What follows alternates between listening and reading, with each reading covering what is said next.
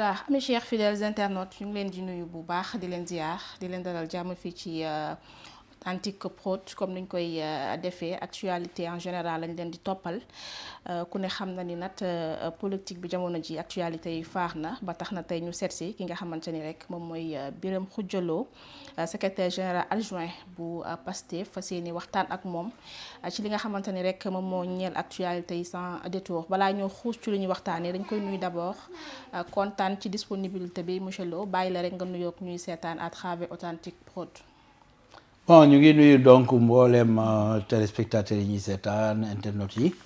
di jiital ci nuyoo bi son excellence monsieur le président de la république Sénégal monsieur Bassirou Diomaye Diakhar Faye teg ci son premier ministre président du parti monsieur Ousmane Sonko di nuyu sëñ Habib Sy d'abord suñu xarit suñu sëriñ. di profité nuyu mboolem kilifa diine yi waaye di nuyu également ñi nga xam ne mooy ñi nekk ci diaspora bi di leen ñaanal yàlla véritablement ñu seen liggéey barkeel ndax ñu ngi contribuer économiquement au développement de ce pays là. waaye di nuyu également ñi nekk ci hôpitaux yi ñaanal yàlla leen wér mais ñi nekk ci prison yi ñaanal leen yàlla ñu génn ñu ñaan yàlla lépp lu ñu fa également mu jëriñ askan bi. voilà mi ngi noonu di leen wax ni rek yéen ñi abonné gul way leen abonné ci Authentique Prod bés li nga xamante ni moom mooy cloche de notification bi bu ko defee rek dala du leen umpi incha allah suñu ay différents programmes yu ñu war a waxtaanee tey bokk ci sujet bi nga xamante ni faax na lool sur les médias muy Macky Sall au poste de secrétariat général des Nations Unies soutenu par l'Union africaine dinañ ci ñëw ci anam bu gën a yaatoo yaatu waaye dinañ waxtaanee aussi itam dossier bi nga xamante ni moom moo ñeel diggante Sénégal Maroc rebondissement bi nga xamante ni aussi am na sur l'affaire des homosexuels waaye itam polémique de dette cachée selon Financial Times d'un montant de 650 millions d'euros soit 432 milliards 250 millions de francs CFA ginnaaw rek ki nga xamante ni rek moom mooy Cheikh Diba mi ñu dékk budget finance ak budget indi na ci ay leeral d'après communiqué bi nga xamante ni def na ko ci 11 points yoo xamante ni expliqué na mbir yi am na transparence te maîtriser nañ ko mais opposition bi gis nañ taxawaay bi nga xamante ni am nañ ko ci autant pour moi dinañ ci ñëw ci anam bu yaatu waaye dañuy dooree ak nemmeeku tour bi nga xamante ni gis nañ ko tey seen leader di le président du Pastef Ousmane Sonko amal na ko di inaugurer li nga xamante ni moom mooy siège du Pastef fële ca Fissel. waaw maa ngi d'abord nuyu waa Fissel yëpp. en principe je devais être là-bas. jëloon naa décision pour dem fa mais avec les réunions et consorts mujj moo dem. di gërëm ñoom Aïda Mbodj ñi fa nekk véritablement. di def nemmeeku tour foofu ça fait partie donc de la politique. d'information des populations extrêmement important. mais également ça fait partie de l'objectif que nous avions fixé. mooy 1 million de militants actifs je crois que loolu ñu ngi ci. je crois que tous les départements toutes les communautés ñu ngi attelé wu à ça mu doon lu am solo di féliciter Ousmane Sonko ci tournée boobu. gis nañu def ay kàddu yow am solo par rapport ak projet yi nga xamante ni am na ko biir Fissel waaye itam dëgër laay bi nga xamante ni soxla na ko ci biir Pastef rawatina les militants ak sympathisants yi nga xamante ni ñoom ñoo ci nekk gis naa ko nag xaw na tontuwaale ñenn ñi nga xamante ni ñoom ñoo nekk sur les télévisions bu mel ni Ousmane Sonko se prépare quand même. Bon, vous savez, on se prépare politiquement à refaire le parti correctement parce que parti bi nekk na parti bu nga xam ne dañ ko dissoudre depuis 2 ans également wax naa ko ci benn plateau presque réunion de bureau politique yi barewul parce que on s'attelait véritablement aux tâches gouvernementales nga xam ne dañu fekk réew mi foo xam ne ci 4e sous-sol lañ ko fekk accompagné de dettes cachées ak ay problème mu FMI et tout ça. donc on n'avait pas largement le temps de pouvoir quand même s'occuper du parti kon tey baax na mu dem nemmeeku militants yi waxtaan ak ñoom def nemmeeku tour wax projet yi nga xam ne teg na ko des projets du gouvernement tout simplement parce que il est à la tête de ce gouvernement là mais également parfois il va falloir que mu du sax tontu waaye dafay leeral parce que dañu am ñu nga xam ne dañ fi nekk dañuy lëndëmal guddeeg bëccëg suba ngoon kon bu defee sorti toujours da ngay gis ay leeral yu muy indi ci ay points yu am importance nit ñi jàppee ko tontu mais nekkul sax kuy tontonte mais dafay leeral li nga xam ni askan wi ñu bëgg lëndëmal seen xel moom bu ñëwee indi yenn points yi daf ko leen di leeral et c'est extrêmement important. voilà su ma nee Ousmane Sonko se prépare parce que nag gis nañ ñenn ci nga xamante ne ñoom ñoo nekk biir Pastef ànd ak Pastef ñu ngi wax naan Ousmane Sonko président pour 2029 loolu moom yaakaar naa ni gis nañ tamit keroog daje bi nga xamante ni am ngeen ko ci hôtel Azalai gis nañ aussi tamit li nga xamante ni mooy mën nañ ko tuddee divergence diggante le président ak son premier ministre ndax coalition Diomaye président bokkul ak coalition APT. Oui, mais ça ne gêne en rien. Loolu mooy li nga xam ni moom mooy le déroulement de la scène politique actuelle. Bon, il y a des gens qui œuvrent pour que Diomaye peut-être nekk président 2029 bien que waxuñu ko am ñoo xam ni aussi ils sont en train de préparer leur leader. Tout compte fait. De toute façon, ce qui est constant et ce qui est réel, ce qui est factuel mooy aujourd'hui celui qui est à la tête de ce pays-là, c'est le président Bassirou Diomaye Diakhar Faye. ñu sant que liggéey bu am solo mu ànd ci ak son premier ministre Ousmane Sonko 2029 ñëwagul mais parti bu nga xam ni dañ ko tasoon il va falloir que ñu reconstruire parti bi bul fàtte ni Bassirou Diomaye Diakhar Faye dit qu'il est toujours il est toujours dans ce parti-là, il l'a jamais quitté. Donc mu doon loo nga xam ni ñun dañuy suivre et œuvrer aussi pour que parti bi gën a dëgër. parti gi gën a étendre bu dee coalition ñu gën a yaatal coalition bi bu ko defee ñu gën a waxtaan gën a porter la parole du gouvernement au peuple parce que loolu ay promesses yu ñu defoon promesses yooyu moo ñuy permettre ñu fal ñu 2029. Donc aujourd'hui le parti avait un candidat clair. Le candidat c'était qui? C'était Ousmane Sonko. Avec les micmacs du président Macky Sall, on a pu voir que Ousmane Sonko finalement n'a pas été candidat. Il a cédé sa place à Bassirou Diomaye Diakhar Faye. Donc le parti continue à travailler. Si aujourd'hui nous arrivons en 2029, bu fekkee ni Ousmane Sonko il se présente comme candidat, rien ne l'empêche d'aller ne s'abriguer les suffrages des Sénégalais. Et je crois que même Bassirou Diomaye Diakhar Faye va soutenir cet acte.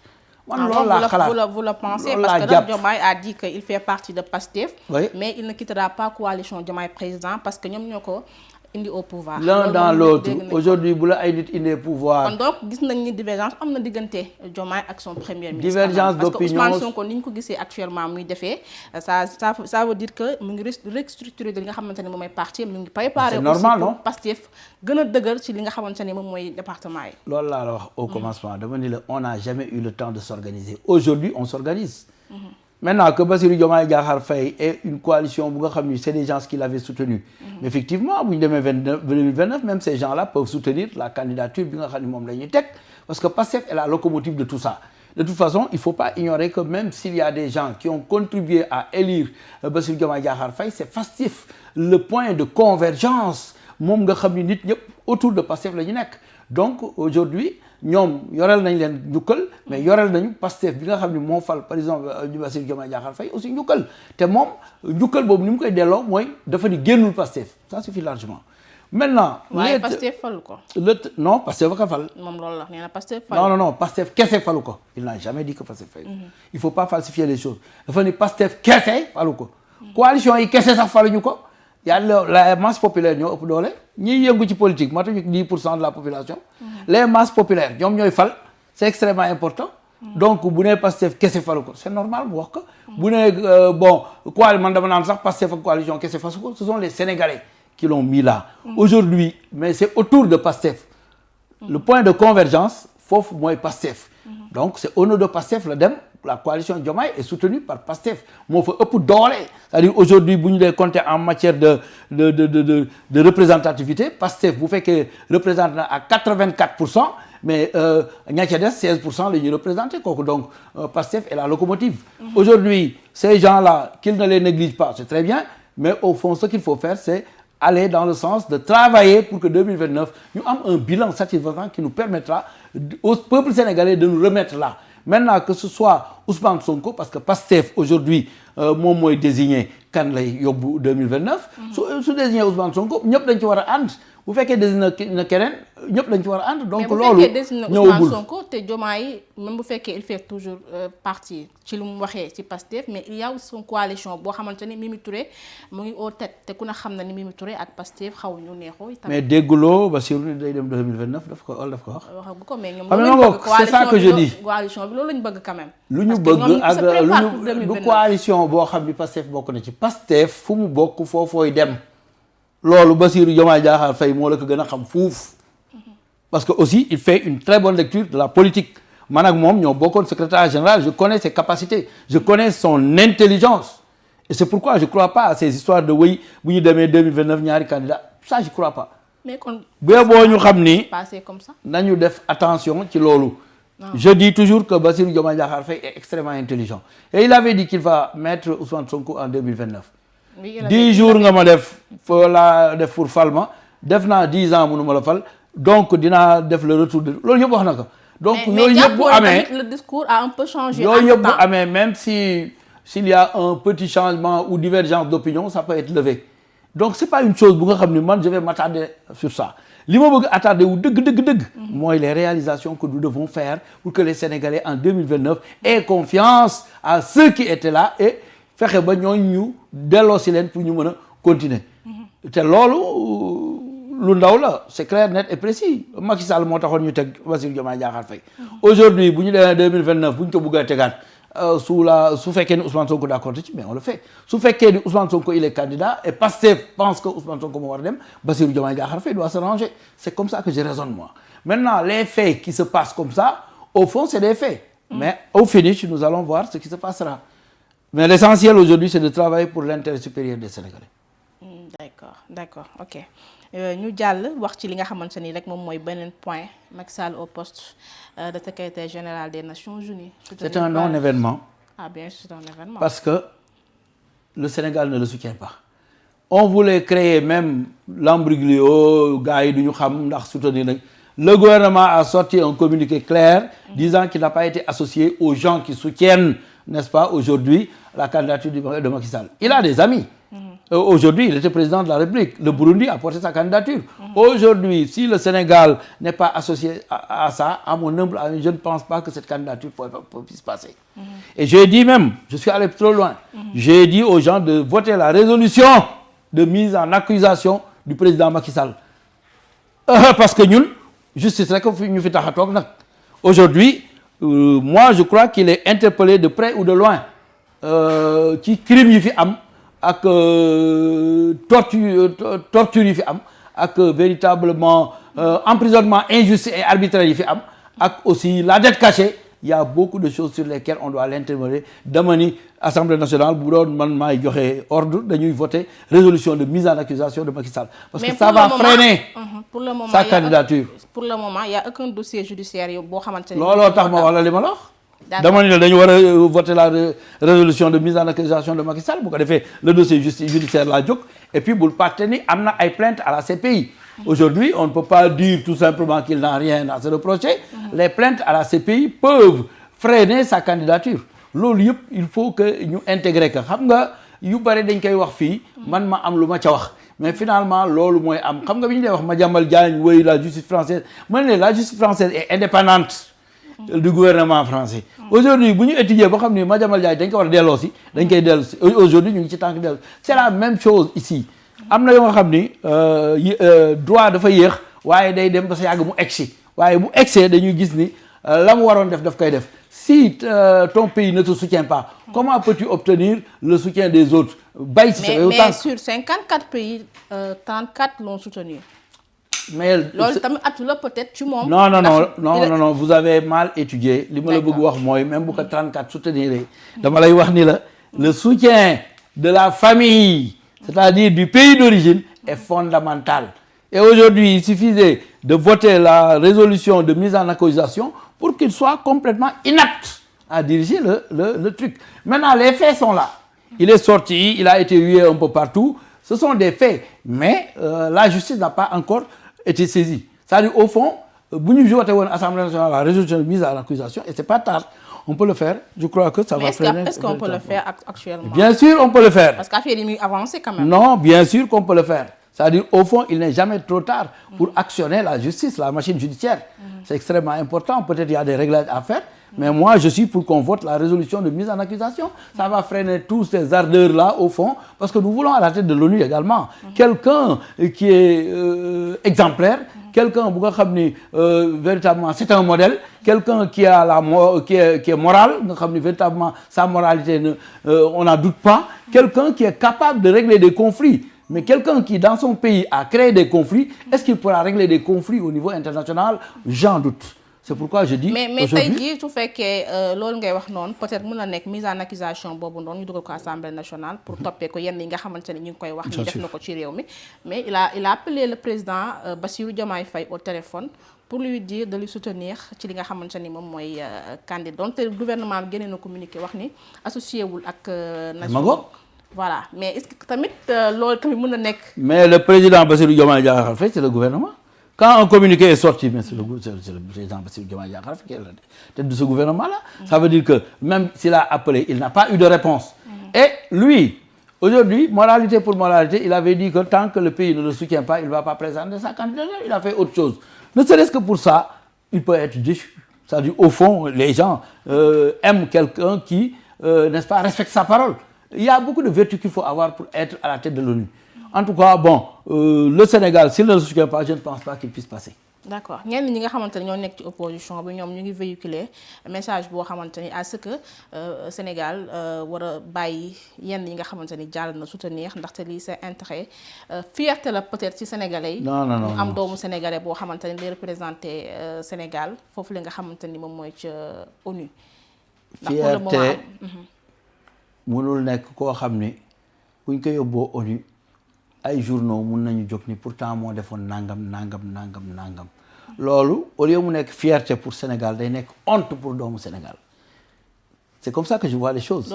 Maintenant l'opposition qui dans l'opposition Bougane il était contre Macky lu ne la def contre Macky Thierno Alassane Sall mais il est foncièrement contre Macky aujourd'hui qu'est-ce qui les a fait changer de position wala ñun li ñu jël réew mi moo leen metti wala lan nañu waxante dëgg nit sa waxi démb ak sa jëfi tey bu wutee ça veut dire que war nañ la seetaat c'est pourquoi moi je ne considère pas cette opposition là il y a même pas d'opposition xam nga bu fekkoon am na débat pour l'opposition mais Barth est là Barth tu ma pourrais doo ma pousser di ma wax ci ay diggante Diomaye ak Sonko danga may wax opposition bi faire une déclaration ne peut pas être considéré comme être un opposant un vrai opposant mooy bi fi Ousmane Sonko bu génnee taxaw Sandaga ñëpp ànd ak moom waaye Barth na génn taxaw Sandaga nga xool dañ ko sànniwul xeer dina mu jël. man je pense que bu génn mais tey bu candidature bi jàllee Macky Sall représenté rek bokk ci ñi représenté bëgg bokk ci ñi nga xamante ne ñoom ñooy yor secrétaire général bu ONU soit tey bu gañoon tey jii. non mi ngi mel na nga ni moom tey jii bu asamaan si daan woon lu ma lay wax ça aussi c'est des suppositions. mais peut-être ndax gis nañ ay ponkal ñoo nekk ci ginnaawam. gis nañ ay dëkk yoo xamante ni jël nañ seen ay candidats rangé leen à cause de Macky Sall. pour le soutenir premier ponkal mooy ki nga xam ni mooy sa ndey moo la meññ te mooy Sénégal te kooku d'accord ci yaakaar nga ni bu jàll dina jàll nga ni ma bu jàllee. c'est comme si mooy damay supposé tey ji bu jàlloon. mun nañu supposer lu nekk mi ngi mel na nga ne que caméra bu jógoon ba sa yàgg mu naaw je n'y crois pas caméra bi du naaw fii lay nekk. kon yow daal jàpp nga ni candidature bi nii. non aw ma ci espoir am naa ci droit non. c'est extrêmement important c'est une position. d'accord ñu jàll ci beneen ponk boo xamante ni war nañ ko mën a waxtaanee muy polémique de dette cachée selon Financial Times d'un montant de 650 millions d'euros soit 432 milliards 250 millions. bi nga xamante ni nag actuellement def na tollé sur les réseaux donte Cheikh Diba ministre finance ak budget génnee na communiqué ci 11 points yoo xamante ni leeral na yu baree bari yoo xamante ni rek maanaam li nit ñi foogoon amut nee na li nga xamante ni moom mooy bile dette daal di aucun bien de l'État n'a été donné en gage les TRS ne sont pas opaques et les risques sont maîtrisés. moom loolu la leeral mais gis nañ ñu ci baree bari d'accorduñ ci li nga xamante ni moom noonu la waxee jàpp nañu daal mbir yi fi mu waroon jaar ba ak si jaaru fa sa point de vue par rapport à ça. dafa am ñoo xam ni lépp lu xew. ñoom duñ ci d'accord bu fekkee gouvernement bi moo ko def parce que dañ leen dóor ay dóor yu metti 54% premier tour. loolu amul dara lu ñuy def te dañuy wut moroom. ñoom seen dette cachée di dañ di woon dette cachée mënut am. tey ñun am nañu suñu dette cachée kooku koy dafay wut morom heureusement da ngay wax ça fait l'actualité ça ne fait plus l'actualité c'est derrière nous aujourd'hui Cheikh Diba a clarifié la situation. mais ñu bari d'accord li ñu d'accordul dama loolaa lay leeral. vas-y. c'est extrêmement important. Aujourd'hui maa ngi yore dette bi nekk à 12%. ma war ko fay heure bi jot mënuma ko fay ma dem leb à 8% wala à 7% fay loolu bénéfice la wala du bénéfice loolu c'est très clair sur le principe man sax gis naa beneen dette bu nga xam ne ñu ngi ma koy proposer à 4%. waaw bu ñu ci d'accord ak FMI te joxe nañu ay preuves yu leer ni waxtaan nañ ci ak FMI. mais am na information quand même bu ma lire FMI wax ni moom il n'est au courant de cette dette là. opération bu yëgut. c'est faux il y a des gens qui font de la fausseté. FMI organe bu sérieux la waxtaan nañ ci ak suñu partenaires financiers yi benn. loi des finances initiale.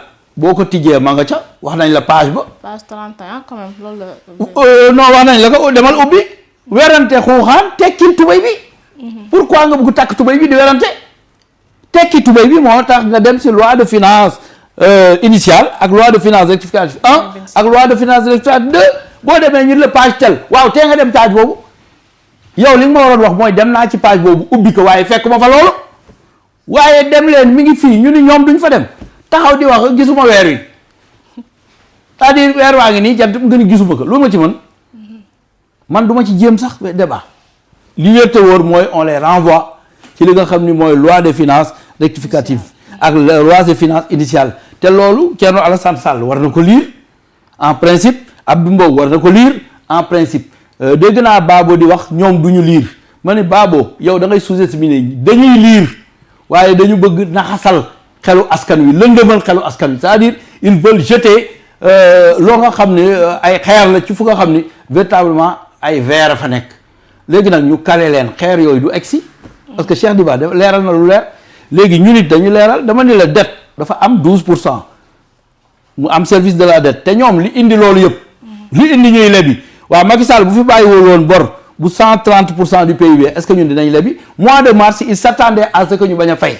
waaw Cheikh Diba la expliqué te bu ñu fayul woon ñoom ñëpp loolu lañ doon xaar ñii nag dañ leen di xaar mois de mars fan la ñuy jëlee ji xaalis ma wax ni le monde est ouvert aujourd'hui xaalis manqué wul ci monde bi jub moo manqué ci monde bi te waa monde bi bu ñu gisee ni ñii kat dette cachée bi dette cachée la woon ñu mënoon ko nëbbu continuer di négocier ak FMI aujourd'hui ñu wax ko mooy ñi nekk ci dëgg ñooñu monde bi dañ leen di wóolu donc dem nañu leb à un taux bu nga xam ni 7% la 7% ak 12% wax nañ la économie 36 milliards la par année voilà 36 milliards nga ni du ma ko jël ba pare da nga bëggoon ma toog du ma fay naa léegi nag ils sont complètement désorientés et puis dinaa wax leen lu xam ni lu am importance il faut nga xam ko aujourd'hui nous avons un gouvernement courageux gouvernement bu nga xam ni dara feesul seen bët am na gouvernement yoo xam ni dafa am lu feesoon seen bët moo tax nangu woon durcir la loi sur l'homosexualité ñun dañ ko durcir bul jaaxle boo gisee ay journaux ay Financial Times wala ñeneen ak yeneen di bind ci Sénégal loo xam ni ñoom maîtriser wuñ ko parce que ñoom nekkuñu assemblée nationale parce que dette cachée mooy dot bu jaayul assemblée nationale ñun la demal page tel ma nga fa waaw député bu fekkee ni loolu am na yow nga nekk opposition est-ce que doo ñëw ci assemblée nationale nga poser ay questions wala nga def question au gouvernement daal leen laaj waaw lii ngeen bëgg leb muy swap yi pourquoi ngeen koy leb wala expliquer leen mais yow da ngay bàyyi ba mu am ba beneen journal boo xam ne day saboter peut-être wala mu juum bind yow nga soog a basé ci bind boobu loolu mooy un manque de sérieux capital nii ñuy def bu ñu ko dee def du ñu dem fenn il faut ñu sérieux s'opposer ne veut pas dire mentir nañu bàyyi. mais relation yi Madiambal def lire nga ko quand même si ce fameux dette là.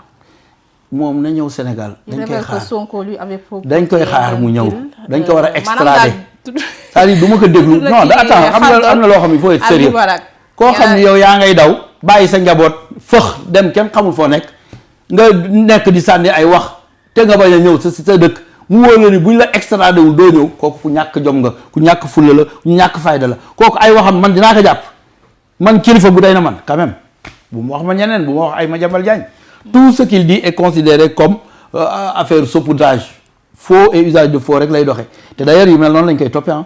na ñëw wuyu justice mais li mu publié nag ne nii la affaire yi demee. mais li mu publié ça n'a rien à voir avec la vérité. yow nga defee ni ku mel na Cheikh Diba dina taxaw di wax wala ku mel na Babo Amadou Ba nga xam ni lañ leen xam ci jubal jubanti kenn mosu leen ci tudd ci looxoor kii ñu tudd ko ci looxoor mu wax may déglu kii ñu tudd ci looxoor man kay ñu mosul tudd ci looxoor laay déglu mooy boobu Amadou Ba wala Kële nu mu tuddati Cheikh Diba wala boog ma dem ubbi loi de finance initiale xool est-ce que ma nga fa bu fa nekkee rek ma dem tëj taaj noppi ñoom fii mu ne noppi moo leen war aujourd'hui opposition amul parce que véritablement l'actualité n'est pas dominée par des propos de l'opposition lépp lu ñu wax du am ñaari fan ñu démentir que te lu mel ni Cheikh Diba il suffisait tout simplement mu génn ni dem leen page tel fekk fa rek mu jeex parce que det caché la ñu wax maintenant bu ñu waxee ni dañ ko jël bor c'est parce que borom kër gi fi nekkoon bu njëkk dafa leboon lu ëpp loo xam ni dañ ni fokk borom kër gi fi nekk tey fay ka borom kër gi fi nekk tey nag mën na leb lu gën a tuuti c'est-à-dire ñu ni suul bukki sulli bukki ma ni suul bukki bu mag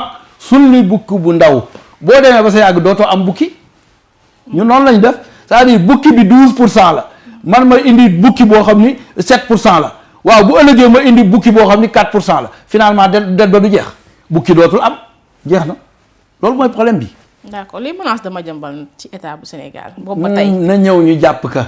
mais boobu mu ñëw ba tey. mais bu ma wax menace bi ñu demandé woon. ba tey ñu fexe ba mu sotti. la justice française des mots fonctionne di tweeter di wax ci état bu Sénégal. loolu ñëpp mën nañ ko wax def.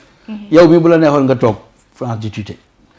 l'essentiel mooy li ngay wax na nekk dëgg dama ni la il n'est pas crédible doo dégg li ma la wax. man nit ku crédible du ma la déglu. am nañu bare ñoo xam ne fii man daaw ma leen déglu da ngay dégg ma leen di saboter tey yoonu dëkk bi sax est-ce que ñoom duñ dem ba sa yàgg sax ñu dugg ca yoo xam ne pour ñu protéger leen loolu même bu amee du ma bett les Madiambal Diagne la parce que xamatuñu fu ñu jëm ils sont plus crédibles ni en France ni au Sénégal je ne les écoute pas. d'accord ñu jàll ci beneen ponk waxtaanee li nga xamante ni moom mooy.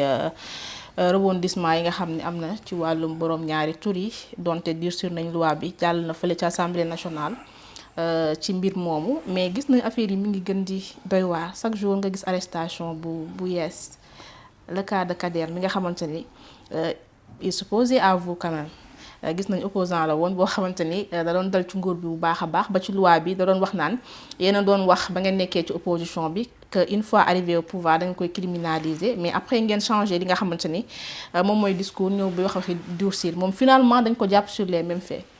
waaw loolu yàlla mooy atte rek c'est-à-dire au fond. ku mel noonu borom nel boobu ma doon wax. vraiment aujourd'hui la ma doon wax ñëw na bi mu nee nekk di wax affaire ay protocole ma ne ko sa nel bi nga xam ne xamuloo luy protocole ñoom dañuy xam wax ci lu ñu xam ak lu ñu xamul ñooñu duñu leen déglu koo xam ni tey GVM bii nga gis bu ko dee lire ni la FM2 mais kooku je l'écoute pas nga bëgg may déglu kooku c'est-à-dire c'est des gens yoo xam ni volontairement la ñuy wax lu dul dëgg man nag boo xasee ba bokk ci catégorie boobu du ma discuter ak yow du ma werante say mbir tey fekk nañ la mu doon wax moom ma nga ca digg ba mën naa sax d'accord bi ñu nekkee xale ñun daawoon nañu brûler car ñëw di dimbali ku brûler pour ñu bañ ñu jàpp waaye boo demee ba nekk mag am na yoo xam ne doo ko def yow nan ngay bëgg dugg ci benn affaire boo xam ne yow yaa ngi ca digg ba pare nga ciy dugg mel na ko ci bokkul moo tax ñi ko jàpp wax dëgg yàlla nañ ko leeral rek dafa meloon na ko ci parce que boo ci dee wax day mel na bokkoo ci loo xam ni yow yaa nga ca biir ba pare nga bëgg di ci wax naan durcissement criminalité c'est-à-dire boo waxee loolu da ngay dàqalee soupçon mais dàq soupçon yooyu suñu police bi moom loolu kiiwul Pape Cheikh Diallo ak ñooñu dañuy wax la xew rek bu ko defee ñu ñëw jël si la alhamdulilah rabbil alamin ñaan luñ ko yàlla kenn mais au fond boo defee yu mel noonu moi je demande à la justice de faire son travail parce que dañu yàq sax suñu doom yi ah ñu mel noonu nga xam ni vraiment am nañu bari dañu leen gis comme des exemples tey ñi mu doon wax la mu leen doon wax dootuñu ko gëm te la mu doon wax mooy dal ci Ousmane Sonko guddi dal ci kaw Ousmane Sonko bëccëg yaakaar ni Ousmane Sonko moom vraiment boo dalu ci kawam doo am buzz aujourd'hui nag buzz bi gën a am doole am na ko muy dem ca kaso ba bu soobee yàlla ñu seet mbirum góor jigéen yoos la xaw ma lan. mais quand même surprendre la quand même. mais bien sûr koo ci dégg muy wax parce que nag ñu ngi waxaat ni am na yeneen. maa ni yooyu du ma bett xam nga lu tax du ma bett.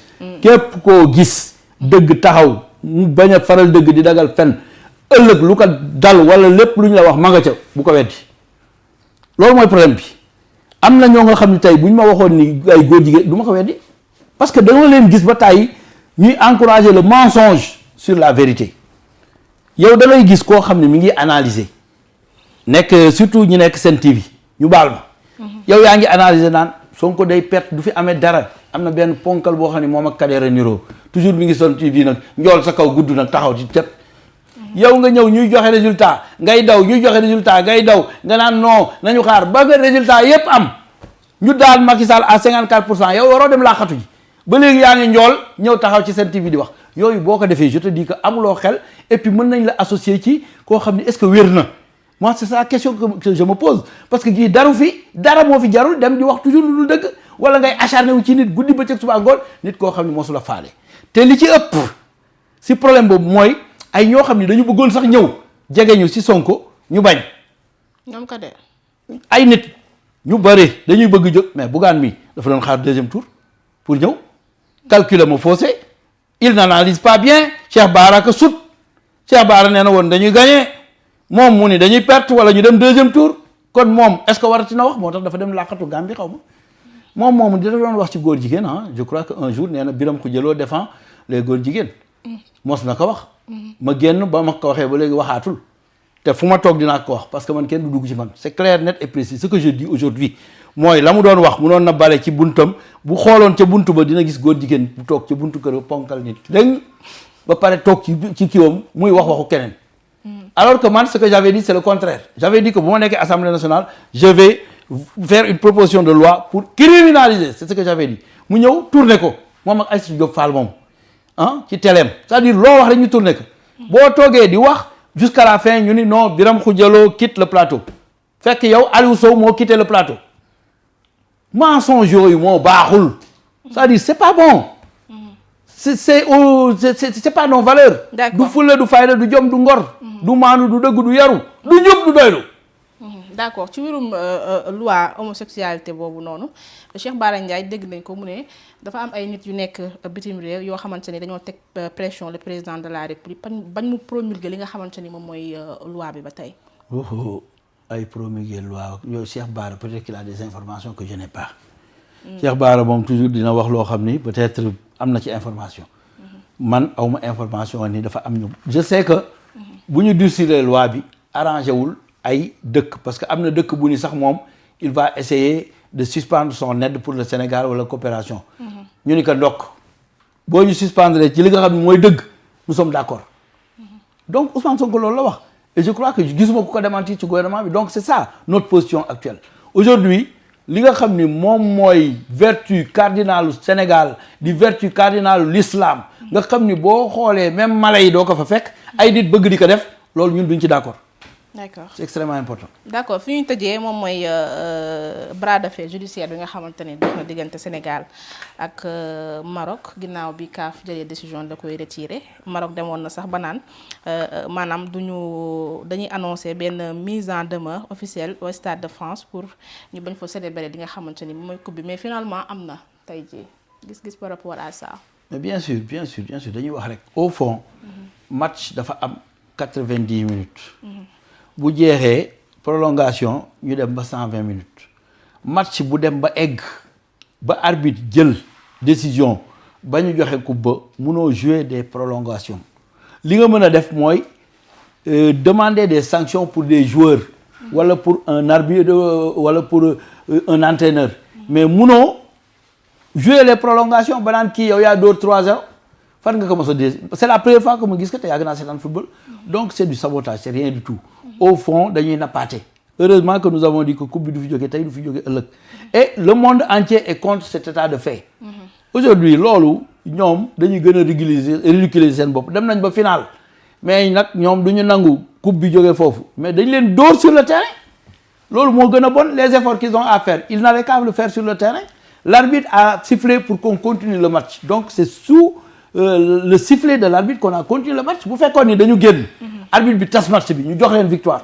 il y aura pas de problème mais arbitre dafa woote waat ñu ñëw dugg ci terrain bi jouer les 120 minutes ñoom ñu ñuy jéem a gagner ñun ñu leen di jéem a gagner alors ñun ñu am but ba nga xam ne dafa leer naññi bu ñu ko mënoon weddi sax weddi ko du hors-jeu du dara aujourd'hui ñu dem 2 mois 3 mois ñu ñuy wax dañuy fo. mais la position de Maroc sur ça aussi ku ne xam na ni Maroc ak Sénégal ce sont des pays frères mais dañoo dem ba à un moment donné doo comprendre en fait. ce qui se passe non c'est sur le plan du football tout simplement fa la yem. Le Sénégal est un pays frère du Maroc keroog premier ministre bu mu fa demee signé na fa ay accord te ngeen a fay accord mais li nga xamante ne aussi tamit mooy suñu doom yi ñu fa téye booba tey amul benn avancement. amul benn avancement mais signé nañ fa ay accord fële affaire justice la fii affaire économie la fii affaire sport la bokkul. il faut faire savoir différence. mais est-ce que lii du impacter en fait avec. je ne pense pas parce que bu doon impacter du fa signer ay accord c'est extrêmement important. Aujourd'hui nous ce qui nous arrange mooy y a des Marocains ici au Sénégal y a des Sénégalais au Maroc dëkkandoo jàmm ca gën bés du ñàkk kon affaire bi nañ ko arranger mu jeex moo gën. D'accord. Ça a été un plaisir monsieur Lo ñu bàyyi la nga tàggoo ñuy seetaan. waaw di la gërëm di la sant sur la pertinence des questions bon di nuyu waat encore internautes yi di ñaan yàlla véritablement ku nekk ci jàmm Sénégal nekk ci jàmm donc di ñaan ñi nga xam ni mooy suñu mbokk opposants yi nga xam ni presque ñoom existé wuñu ñu xam ni c'est l'évidence il ne faut jamais nier l'évidence 54% moo su fi am au premier tour bu fi amee kon xam nga ni li fi nar a am ci développement du fi am bu fekkoon ni kii kon nañu ñëw jàpp ci mbir mi ñu dox dem ci kanam ku mënul it nga opposé de manière républicaine mais yenn yi boo koy wax tu te ridiculises dama leen di dimbali nag ndax xam naa ni ñu ngi gën a dellu ginnaaw rek tey bu ñu amoon 40% tey boo xoolee ñu ngi ci 20% wala 15% loolu wax dëgg yàlla dañu war a construire mais véritablement presque amuñu xel quoi. te ñu ci bare comme ni ma la wax bëggoon nañ ñëw ñun ñoo tëj buntu bi am na ñoo xam ni ils voulaient que man ma dox ci diggante Barthélémy Diaz ak Ousmane Sonko. des gens qui sont avec Barthélémy Diaz hein ñoo xam ni sama ay mbokk lañu.